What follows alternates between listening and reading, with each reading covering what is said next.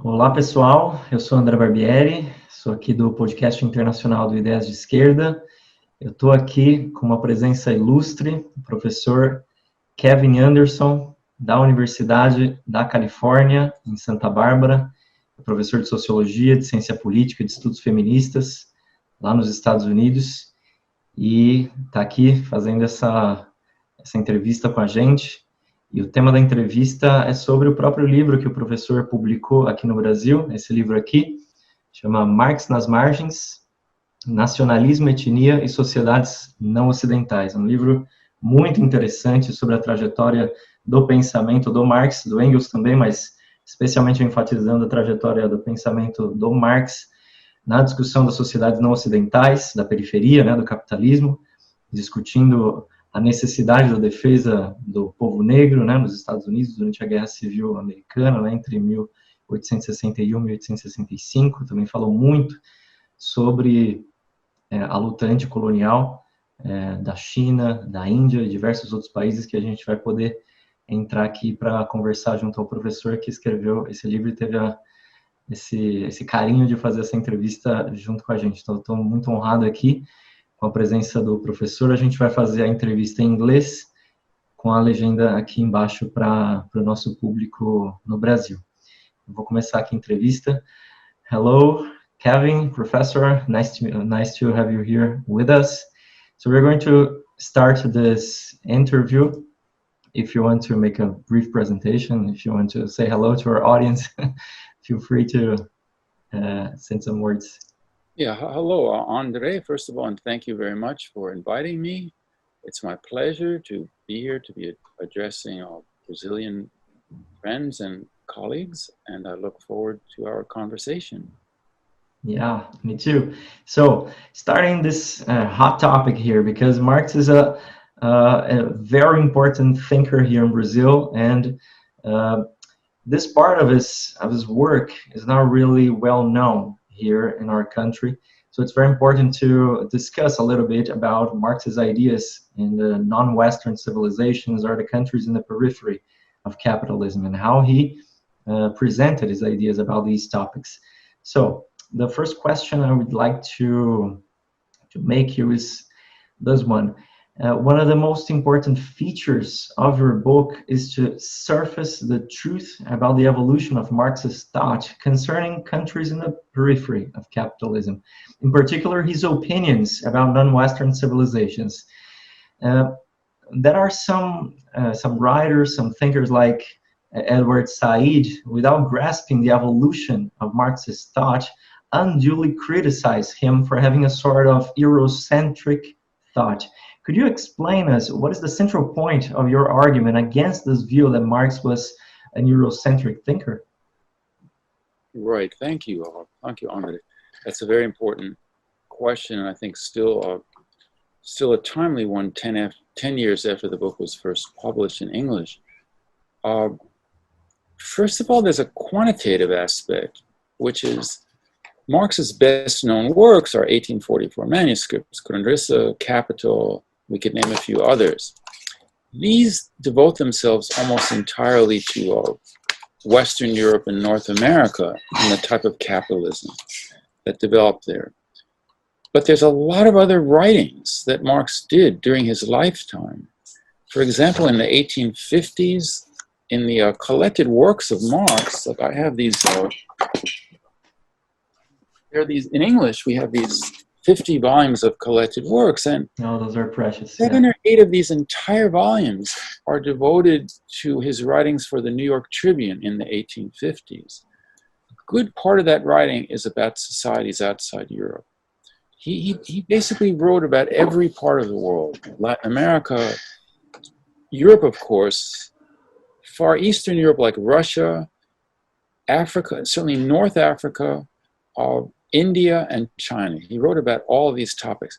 And some of the writings in the early period, like 1853, is very problematic because he's looking at, maybe he's looking too broadly, and so he sees capitalism bringing industry and modernization to places like India, by way of British colonialism, or even in the Communist Manifesto, which is a major writing by Marx and Engels, you have that line about breaking down the Chinese walls and forcing the barbarian nations to engage in global trade, and kind of celebrating this as an achievement of the bourgeoisie. So there's a kind of a progressivism, you could call it, in Marx in this early period, where I think he's just not fully aware of just the brutality of capitalism in terms of how it operates outside Europe. In fact, we could go on to say that he's not fully aware even of the way that capitalism operates toward the working class in Britain either. Because in the Communist Manifesto and some of the early writings, there's a lot of attacks on feudalism and a lot of discussion that, even though it's painful, a lot of progress is taking place. If you go a little bit later to the books Grundrisse and Capital, what you find is much more concentration on the brutal exploitation of the working classes. There's only one line that I've ever found in the book Capital Volume 1 where Marx celebrates the progress that capitalism is bringing about. Most of the book is very, very negative about the way capitalism is treating workers in places like Britain. So a similar evolution takes place in his viewpoint and perspective on places like India and China. So by even as early as 1856, this is only 3 years after these writings on India that Edward Said attacks so much, who you mentioned, there's a change in Marx's position, and because China and India both engage in kind of nationalist uprisings, or at least anti-colonial uprisings against the British. In China, it's called the Second Opium War, beginning in 1856. India, it's called the Great Rebellion, or the Sepoy Rebellion. So these both involve years and years of struggle before the British and in some cases in China, other Western powers are able to suppress these revolts. And Marx and Engels kind of shift around, and they start giving strong support to these uprisings against imperialism. So already by then, you have this starting to happen. Now, they don't endorse the political project of either of these rebellions, because the political project, to the extent that there is a political project, these are spontaneous uprisings. Political project is nostalgia for the past, for the pre-colonial politics. So, of course, Marx and Engels, as socialists, can endorse that. But nonetheless, they support these uprisings and they regard them as justified. And if in 1848, in the Manifesto, they called the Chinese barbarians, now they're calling the British barbarians. The language of barbarism is more directed against the British. So that's the shift that starts to happen in their writings. And in terms of critique of political economy, you can see it in a broader sense in the Grundrisse, because the Grundrisse of 1857-58, it includes for the first time a chapter on pre-capitalist modes of production, a very long chapter. And what he does there is he basically says that societies like ancient Rome and Greece have a different social structure than societies like India. So he gives us two examples of India and Rome, and he talks about that at some length. And he concludes that the whole structure of property relations in the villages in India versus the villages in Rome, these are both agrarian civilizations, that they're quite different from each other. And so he doesn't really elaborate on what that means for the future, because he's talking more in terms of the past. But one thing it does is it gets rid of what's sometimes called the teleological framework in Marx. This is not something Said attacks Marx for, but other people of a similar persuasion sometimes do. That it's mentioned first in the German ideology. There's various modes of production: primitive, ancient slave-based, peasant or serf-based feudalism, and then bourgeois or capitalist society with free wage labor, formerly free wage labor, and then socialism. And so there are some Marxists who even to this day try to fit pre-colonial China or India into this framework, but they weren't feudal. They had very centralized states as far as the technology of the time permitted. So they weren't feudal in the Western European sense at all. So this kind of thing that you have to go through feudalism and then capitalism and then finally socialism, he creates the tools that allows him to break away from that as a political model later on in the Grundrisse, because past history becomes more multilinear, if we can use that expression.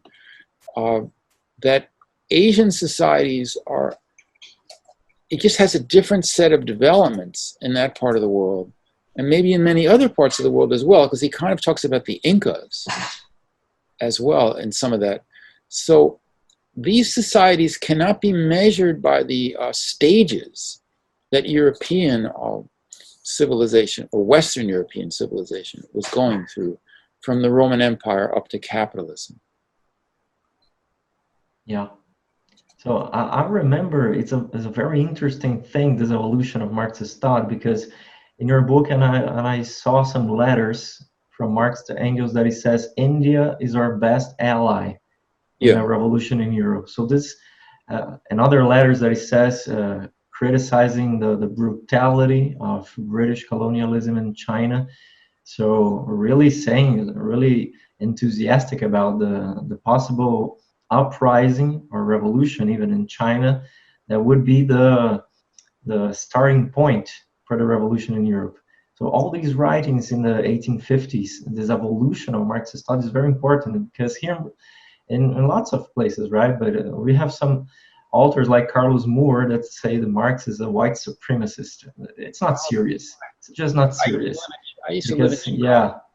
Yeah, because it's a total, it's a form of ignorance of Marx's later writings in the 1850s that absolutely takes no regard about these important writings. So, and everything Marx wrote in the end of, after that, the 1850s, 1860s, he really weighted in these support for the colonial people. So I think it's very, very interesting, as you said, and you put this in your book, helps us to illuminate this kind of thought, no?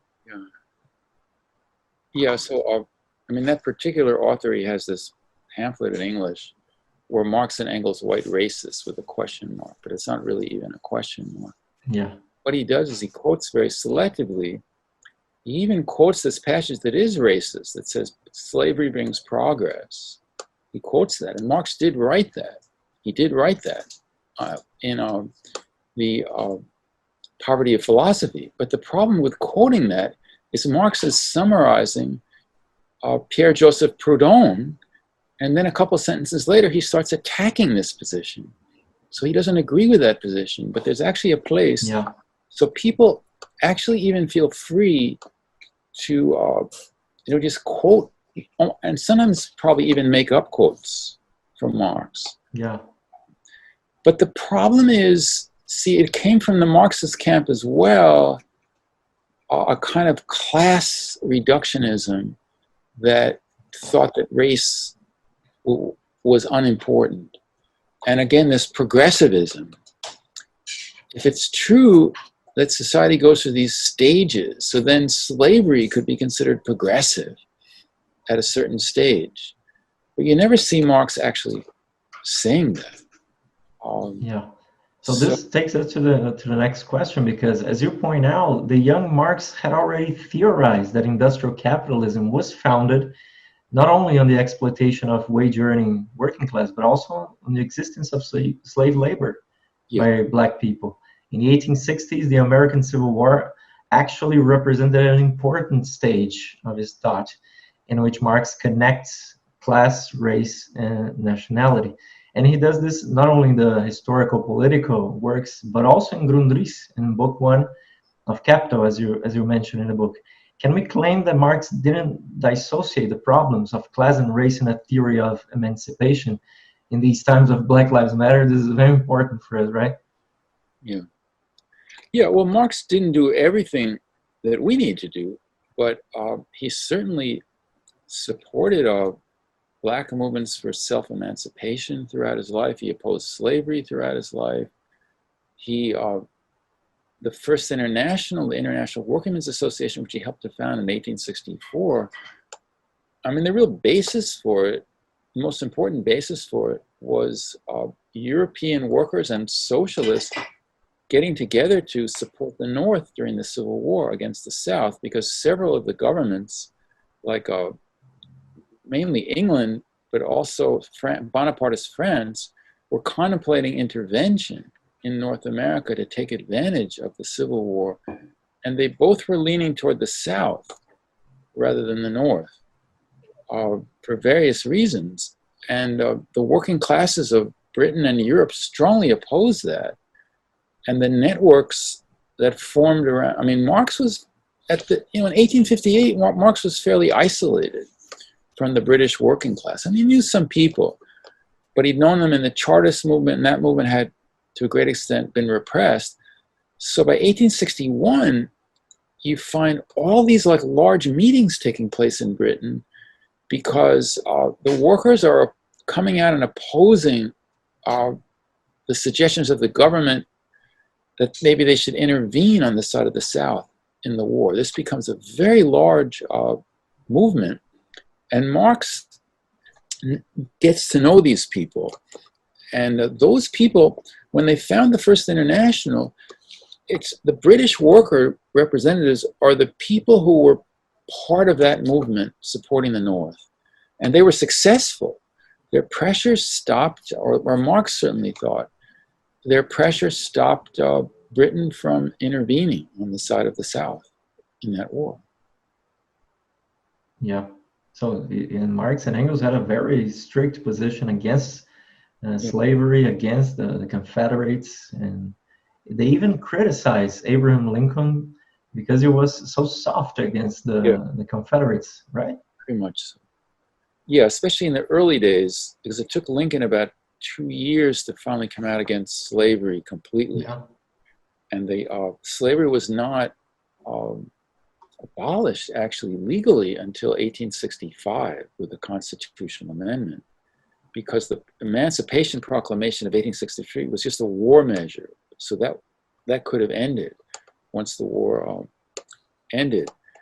But I want to say this is really an example of proletarian internationalism. In other words,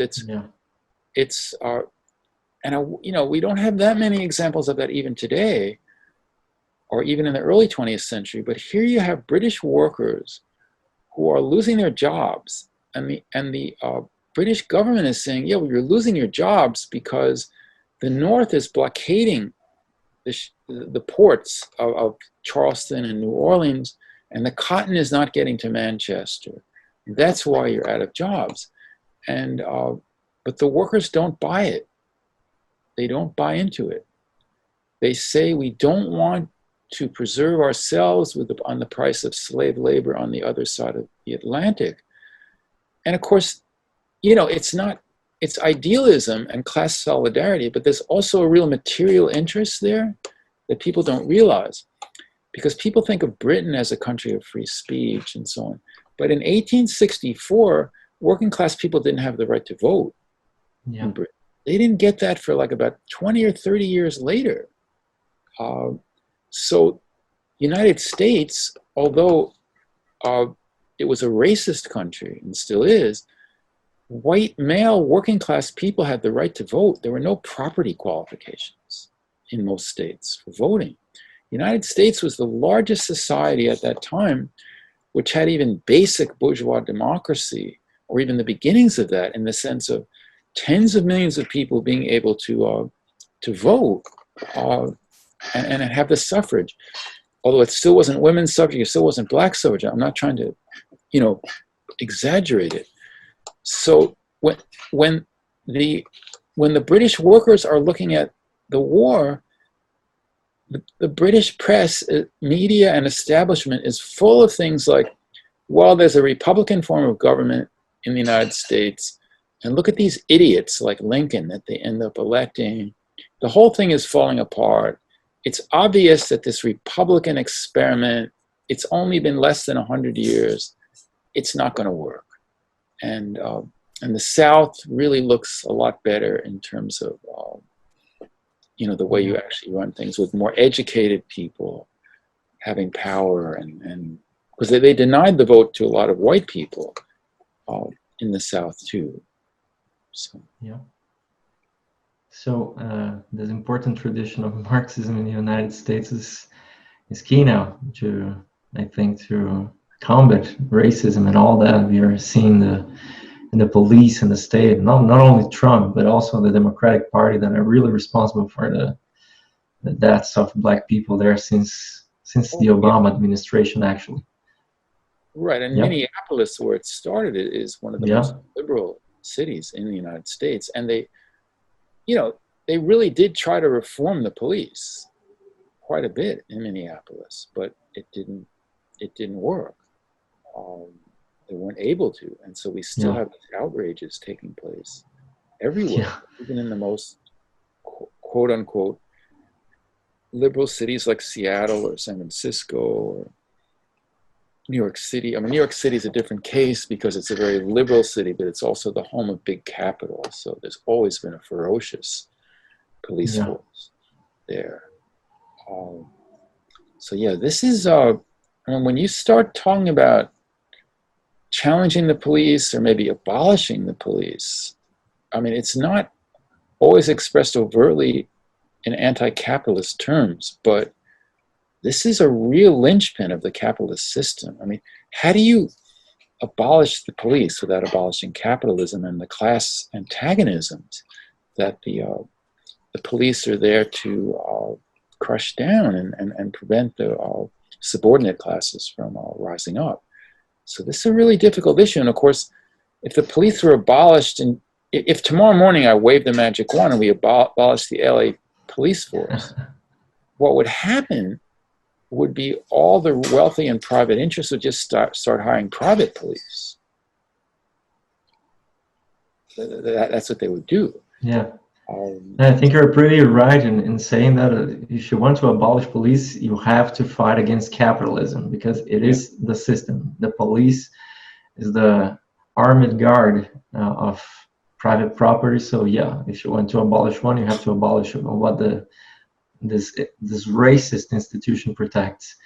So if we take now to the United States, the issues we see here, and go to England and Ireland, this is a very important topic for Marx too.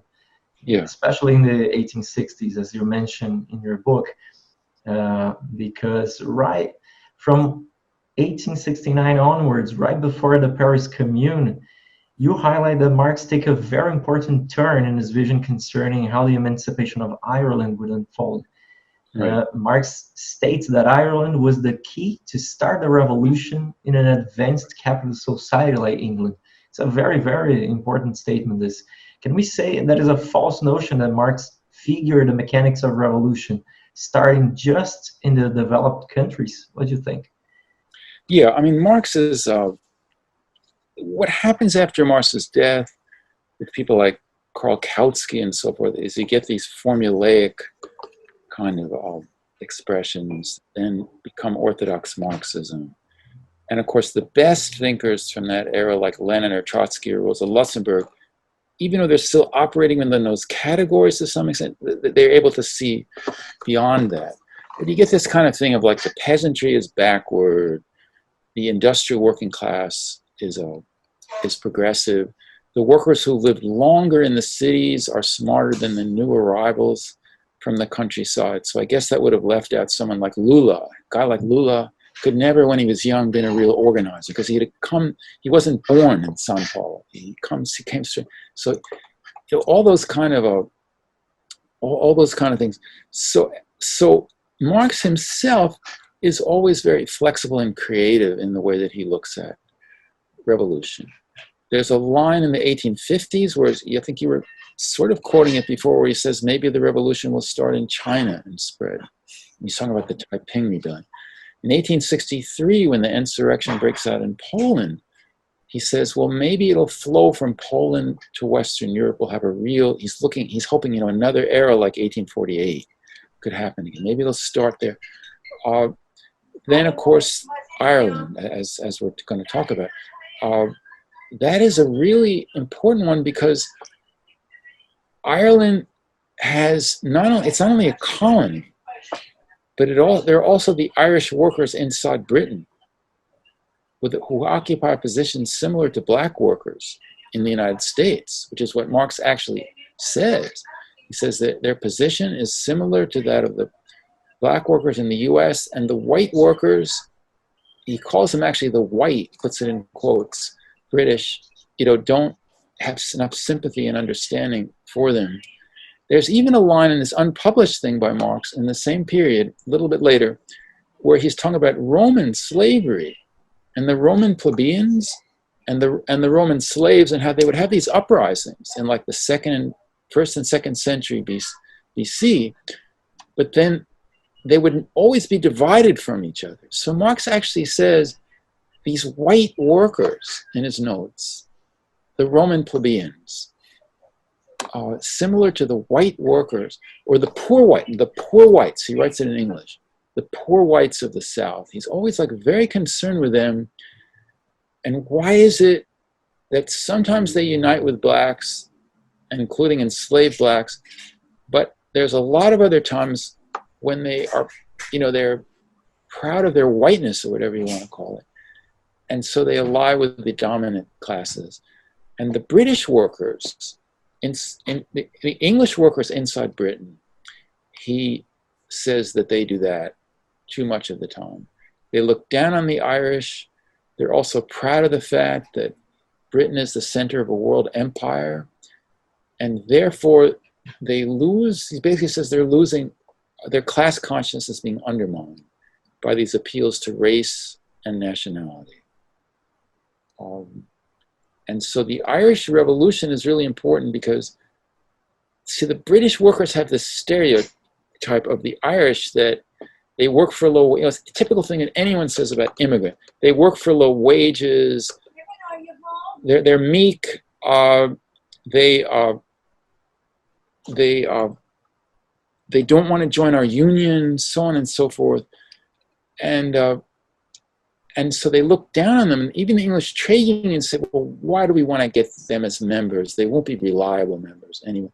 So if Ireland could actually rise up and drive out the British, and it would be the British landlord class they'd be driving out, this would really change the attitude of the British workers toward them. And say, wow, these Irish, they're able to fight back. This is interesting. We thought they were too meek toward the boss. Now they're like being very scary. Maybe we should look more into that. And if Ireland were to become independent, because what he says in 1869 and 70 is that until Ireland becomes independent, there really cannot be a fully developed class consciousness in Britain. And he says in a letter of 1870, if I can well remember that, the key to class emancipation in England is national emancipation in Ireland. This is a very important statement to support the battle against this division of British working class, right? Yeah. I mean, the Irish case is the one where he never writes a whole essay about this, but this is where his thinking is most developed in terms of this interrelationship of a periphery and center, of ethnic minorities inside a capitalist country, and then the workers from the dominant ethnic groups, because both of those things operate with Britain and Ireland.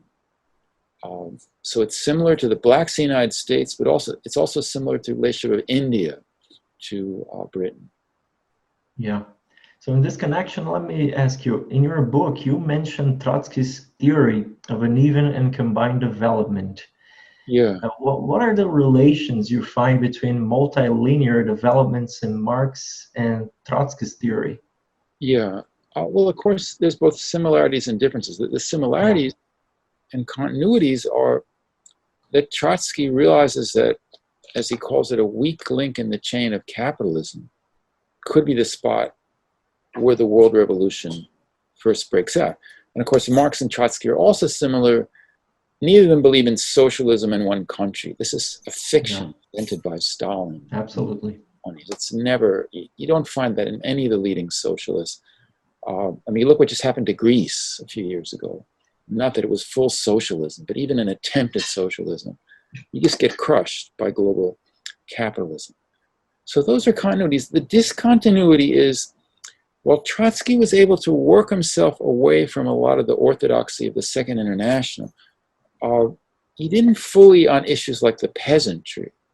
Because while his writings on China are very good in terms of criticizing Stalin's policies in the 1920s and the uncritical, opportunistic alliance they formed with the nationalists, he's solely interested in the industrial proletariat. He doesn't really develop, and he doesn't develop a position that allows him to look at an agrarian peasant-based revolution in Ireland, whereas Marx is able to do that in the way that Marx conceptualizes. There's a lot of places, including Ireland, where Marx thinks an agrarian revolution is possible and progressive. You don't have to wait for a substantial industrialization. And then there's another point where Trotsky is actually similar to Marx, and where if you look at, I don't know if you have this in Portuguese, but in the United States it's always been very important. Around 1939, Trotsky had conversations with C.L.R. James and several other intellectuals about blacks in America.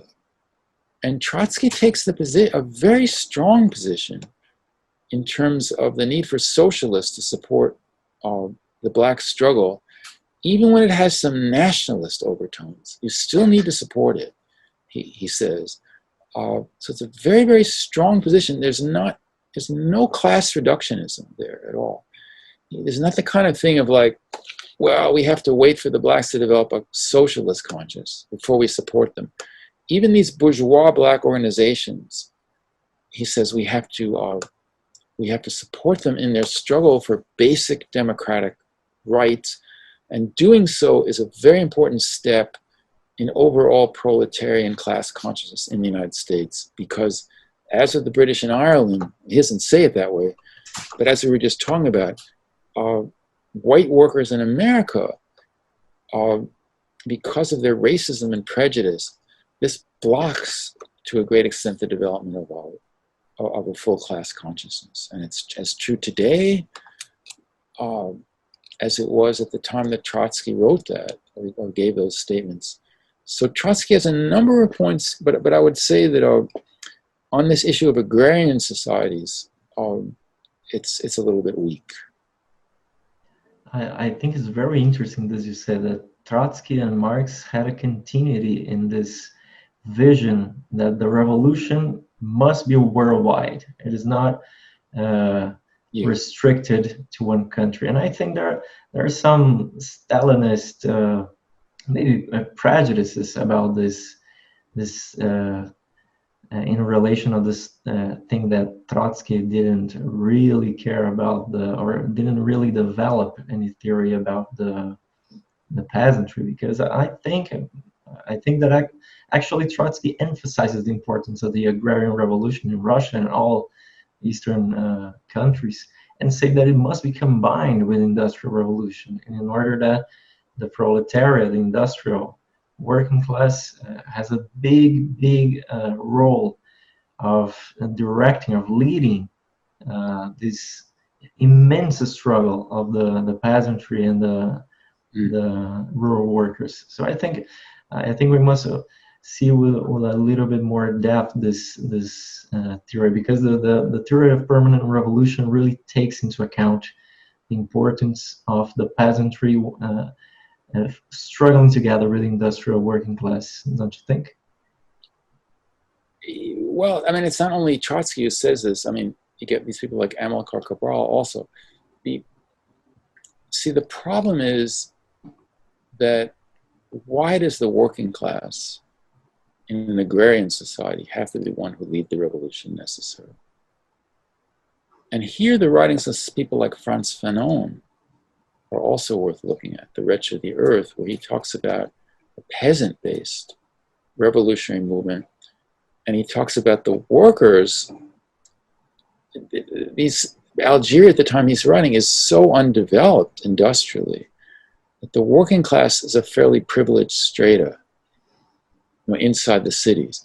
Now each colonial situation is different. So for example, South Africa is a society which has a large working class in mining and also production, and I would consider apartheid a continuation of colonialism. So there you do have large working class movements, and the agrarian sector is less important. But if you look at many of the African struggles, many of the struggles in India, China, Vietnam, and elsewhere, I think you find the peasants more significant than Trotsky's theory allows them to be.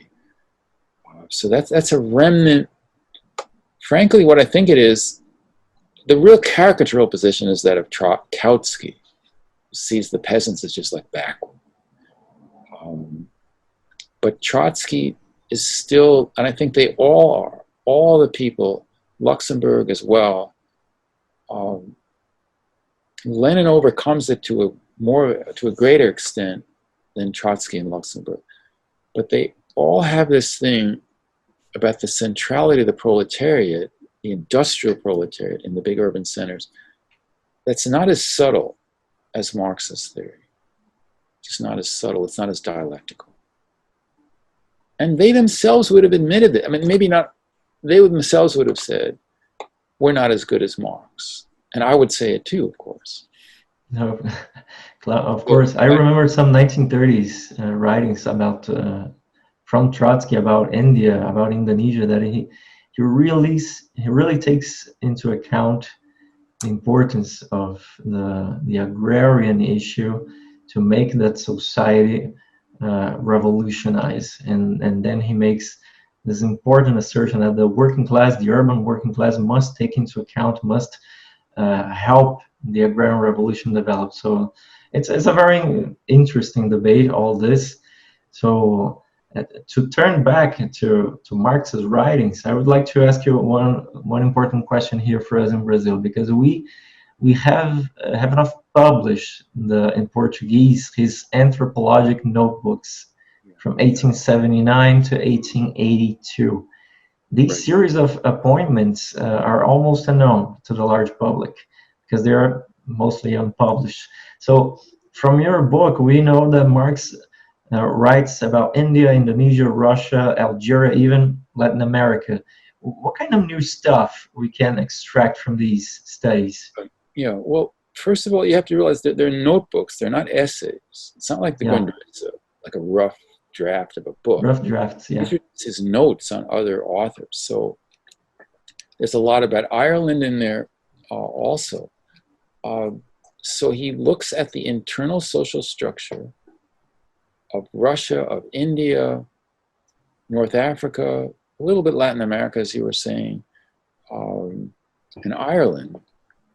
And also a lot at indigenous groups, like the Native American societies of North America in particular, and the Aztecs in northern Mexico. So he looks at a lot of these indigenous societies and their social structures. He's very interested in how social hierarchy begins, how the beginnings of class, not quite class structure yet, but how social classes are starting, the indications of them are starting to form. And of course, he's interested in gender relations. Now, the part of it we all know, if we're Marxists, is Engels's book, Origin of the Family, Private Property, and the State, because Engels reads some of these notebooks, and he goes and writes a book about the history of gender and family relations from the ancient times up through his own time. And he concludes throughout that there was this earlier period when life was more collectivist, was more egalitarian between men and women, and that this is some kind of basis out of which we can think about communism, in the future. Engels' model is a little bit simplistic compared to Marx, so it's good to look at Marx's notebooks, which are more subtle, more dialectical. And also, what Engels didn't realize or didn't concentrate on was they're just as much about colonialism as they are about gender, really both aspects. Engels focused on the topic of gender and family relations. So yeah, it's a wide range of material.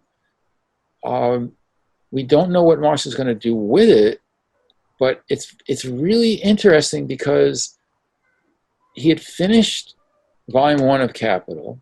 He kept working on that through 1875, 8 years before his death. He's still working on volume 1 because it was a French edition that he kept amending and revising. Volumes 2 and 3 of Capital, as we know them, were written about 1864 and 65.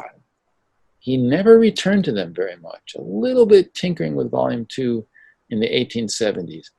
So Engels and a lot of other people thought, well, he must be finishing up the rest of Capital. But instead, at the end of his life, he's doing a lot of other things.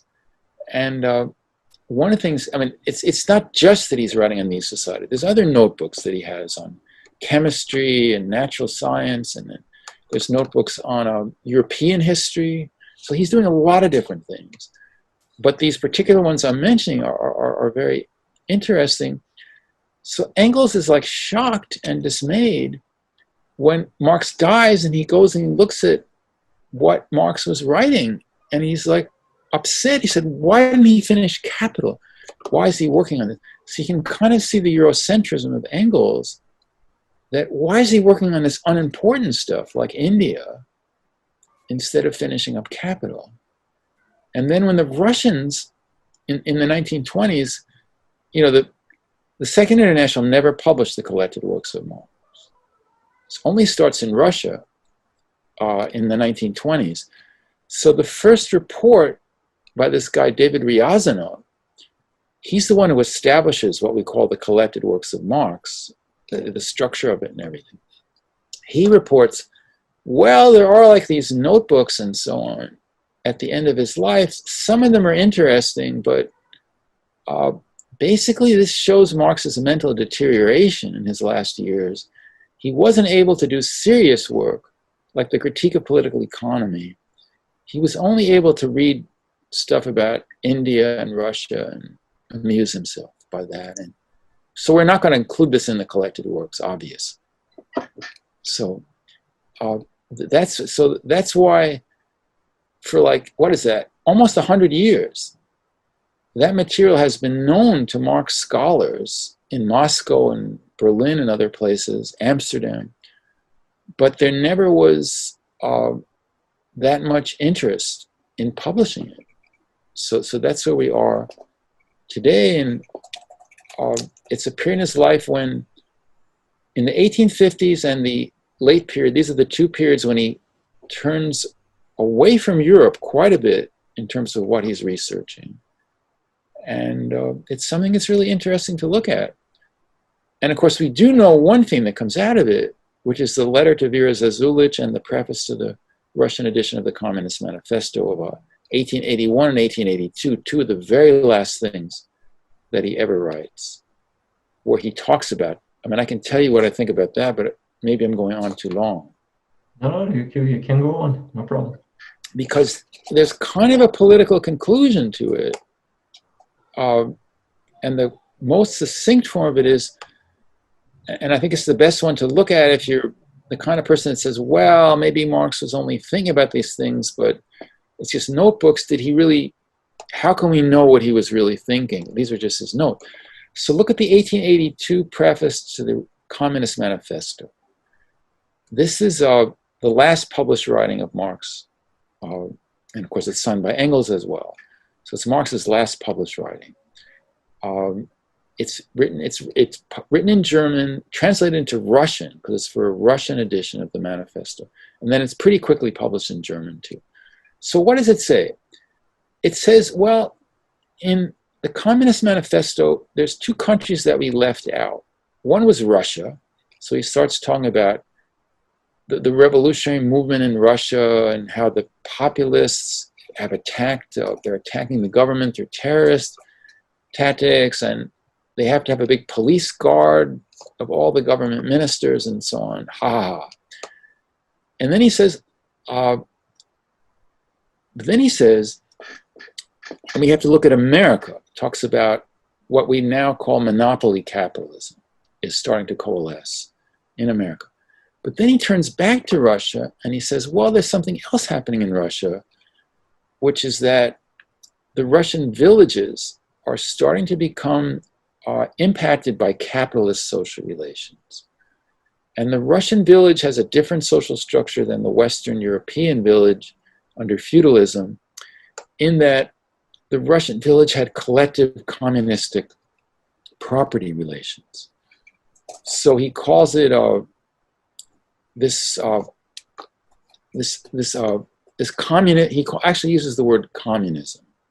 These communist relations, and he says that if the Russians can defend their communist relations in the village against the encroachments of capitalism, if this can become widespread, that this could become the starting point for a wider European revolution that could link up with the Western European proletarian. So again, as in Ireland, the revolution starts not in Paris or London, it starts in the village of Russia, and that could be the spark. Of course, Marx is not a socialism in one country person, so he doesn't think that Russia on its own is going to be able to develop a viable socialist society. But it could be the spark and an important part of the larger movement against the capitalist system if it links up with the proletarian movement in the West. So we have three examples now. We have the Civil War, where the movement of slaves, the rebellions of slaves, is really a big part of the Civil War. These enslaved people, who are black people, link up with the aspirations of the British workers inside Britain who support them. Secondly, we have Ireland, where there's the potential of the British workers supporting or learning from this national movement inside Ireland, and the two would link up, this agrarian-based movement and then the proletarian movement in England, and also the whole issue of the Irish minority inside the British working class.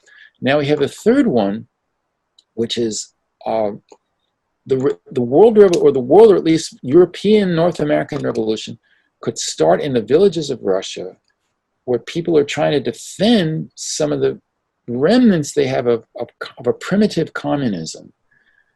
That it could, but that could engulf Russia, and then if it could link up with the socialist movement in the West, it could actually win out. But the spark could happen in Russia. Yeah, and if we want to transfer, very interesting. we can say oh, sorry. No, that was very interesting. Make the link again. Marx is taking a society that is underdeveloped in the capitalist point of view to be the starting point of the revolution in all of Europe. So it's a very interesting thing too. He did, as you said, in Ireland, and sometimes he mentioned it about China too, and now talking about Russia. So to conclude, I would like to make you another question. In the end of Marx at the Margins, you show how the theory of social change in Marx is actually the combination of class struggle, race, and nationality. In what way can we connect this perspective? For example, today, when we have Black Lives Matter in the United States, we have COVID-19 worldwide, and this capitalist economic crisis we live in. Yeah. Well, I mean, COVID is a very good example to start with, because on the one hand, the virus is completely neutral, global. It hits everyone. It doesn't notice race or class or nationality. It just goes wherever it can. It's completely impersonal. And capital is the same way. Capital is not a thing, but it's a social relation. It penetrates tries to develop itself. There's even some people who compare it to a virus or a parasite. Yeah. One of my students wrote a dissertation about that recently. So Sean Van Valkenburg, let's mention his name. So you have that, but on the other hand, that's at a high level of abstraction. But when you get down to, so Marx can write about the class struggle. In the Communist Manifesto, he and Engels can write that everything is polarizing into two classes, bourgeoisie and proletariat, and all the other classes are disappearing. Aristocracy, petty bourgeoisie, peasantry, they're all disappearing. So, but this is like a very abstract model. This is a tendency. This is like the tendency of the rate of profit to fall. It's a very long-term tendency. But when you describe a particular society, a particular country, you have to become concrete. You have to have the dialectics of the concrete. So when you look at even, because in a way, certainly for Capital Volume 1, Britain was the most pure capitalist country, right? I mean, all the examples are from there. But Britain is not a pure capitalist country because its class structure, first of all, they have an aristocracy. They don't just have a manufacturing class.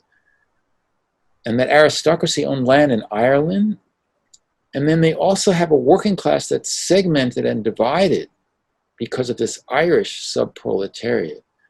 So you start to actually look concretely at the British working class.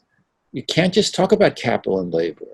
You have to talk about race and ethnicity and nationalism and capital and labor. And you have to make a concrete historical, sociological analysis of where Britain is at that particular time. And it has to be, and the dialectic, and then a lot of, I'm a sociologist. So sociologists are really great. People like Pierre Bourdieu, terrific sometimes at analyzing the structures of domination. Max Weber also. But sociology is very weak as a field in looking at the subjective side, looking at what the forces of opposition and revolution are. And Marx is always concerned with both. Marx never writes, the British workers are just all a bunch of ethnocentric, anti-Irish. They'll never have a revolution because of this. He never, even the poor whites of the South, even after they supported the Civil War, they supported the Confederacy and the slave owners during the Civil War, he still never gives up on them. Because all social classes go through different periods of retrogression and heightened consciousness. And so, because you always have to look at that possibility that really big social changes could break up those prejudices and those structures that keep capital in place and keep alienated and false forms of class consciousness in place. There's always the possibility of them breaking. I mean, in America, we talk a lot about the white working class as part of the base of Trump, but it's not monolithic. Those people are not monolithic. It's not like they're forever going to, they always have been and always will be that way. And so what we have now with Black Lives Matter, as you were mentioning, we have this very large movement that involves young Black people. It involves a lot of young white people and a lot of young people, we call them Latinx or Latino, people of a Latin American heritage, mainly the largest group of them are Mexican Americans by origin, although born here in a lot of cases. Now, this is happening after the Sanders campaign, where a lot of people were mobilized around class issues. And now we have this racial grievance in terms of the racism of the American system that's in the forefront. And so it's just very interesting to see how all this is interacting in the present moment. And they say that more people have participated in this movement, numerically, than any movement in the history of this country. And so and one thing that's really interesting too is the old black leadership, this guy John Lewis died the other day, a very important leader of the civil rights movement. Also, a lot of the older black leaders are based in the black church. Black churches, a lot of them are ministers and reverends. The Black Lives Matter has very little to do with either of those groups. The two of the founders of it are lesbian black women.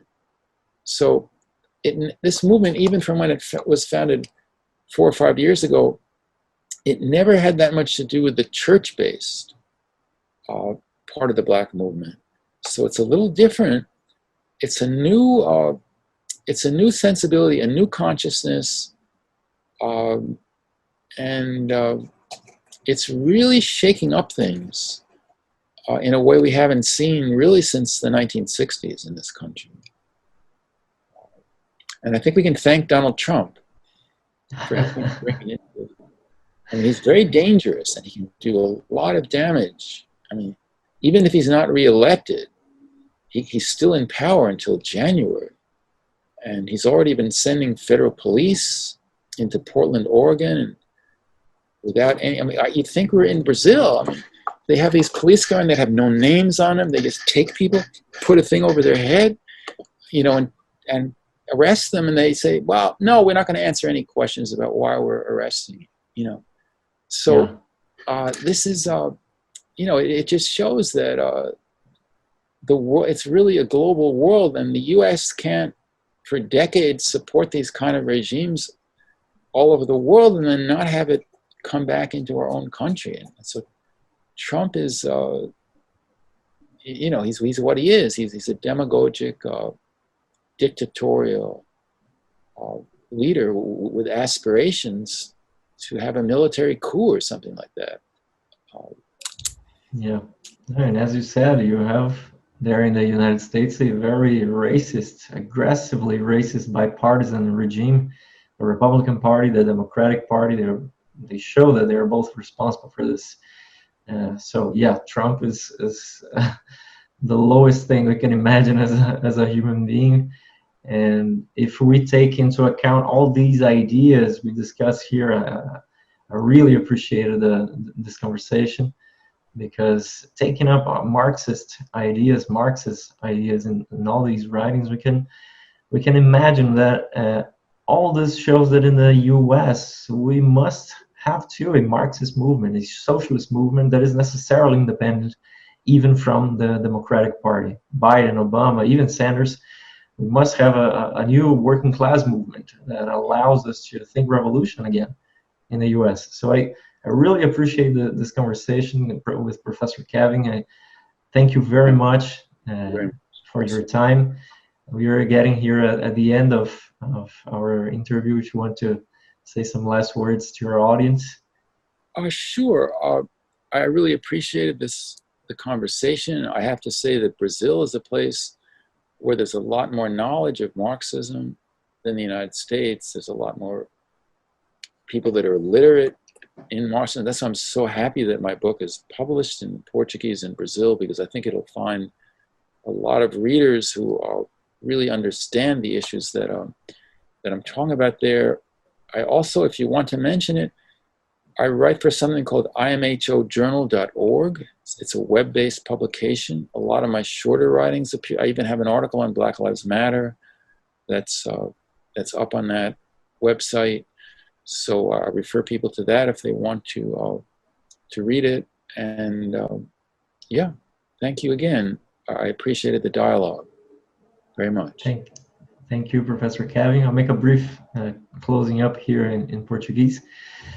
Obrigado, pessoal, por ter acompanhado essa entrevista nossa aqui com o professor Kevin Anderson, lá da Universidade da Califórnia, em Santa Bárbara. A gente agradece muito a presença do professor aqui para discutir essas várias ideias, né, sobre o marxismo, o que o Marx realmente escreveu, a forma como ele defendeu a questão negra, os povos coloniais contra a opressão estrangeira, especialmente europeia, mas também aí especificamente falando da Inglaterra, onde Marx viveu durante muito tempo no exílio. A gente agradece de novo, pede para todo mundo difundir essa entrevista aqui, sempre acompanhar os canais, os podcasts do Esquerda Diário e do Idéias de Esquerda. Até mais, pessoal. Obrigado pela audiência. Thank you very much.